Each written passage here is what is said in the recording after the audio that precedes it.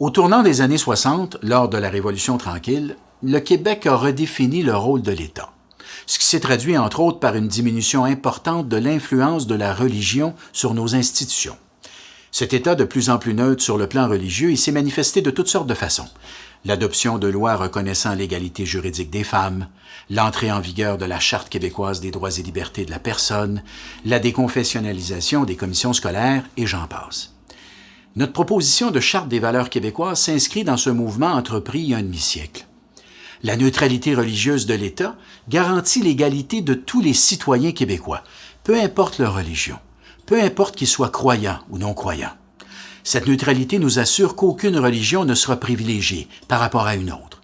C'est pour cette raison que nous proposons d'instituer un devoir de réserve et de neutralité religieuse pour les employés de l'État. Travailler pour le service public, c'est pas un emploi comme les autres. Tu travailles pour tes concitoyens. Tous tes concitoyens, peu importe leur sexe, leur âge, leurs conditions sociales, leur origine, la couleur de leur peau, peu importe leurs opinions politiques ou leurs croyances morales ou religieuses, tous tes concitoyens ont droit au même respect. L'égalité, le traitement égal pour tous. C'est pour cette raison que la neutralité de l'État est si importante. L'État est neutre par respect pour tous les citoyens, peu importe ce qu'ils pensent, peu importe ce qu'ils croient.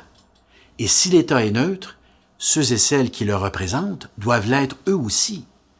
La loi prévoit déjà un devoir de réserve et de neutralité politique pour les fonctionnaires. Ils sont tenus de faire preuve de neutralité et de réserve dans la manifestation de leurs opinions politiques, en particulier au travail. Cette règle, elle a fait ses preuves. Elle est acceptée par tous.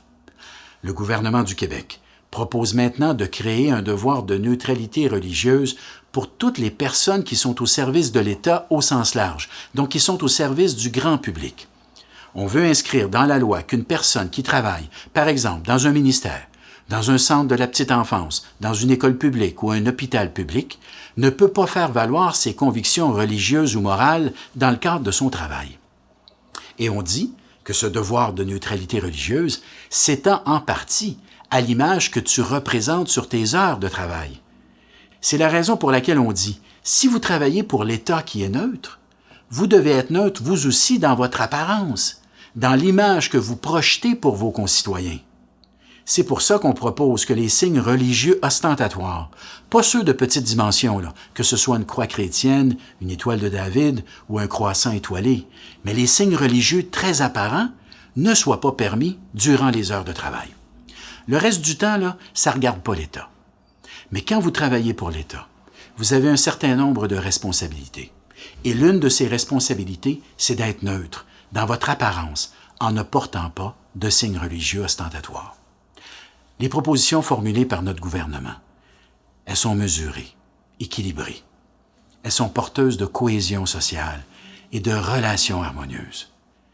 Tout au long de notre histoire, nous avons su trouver un point d'équilibre entre le respect des droits de chaque personne et le respect de nos valeurs communes. C'est ce que nous vous proposons.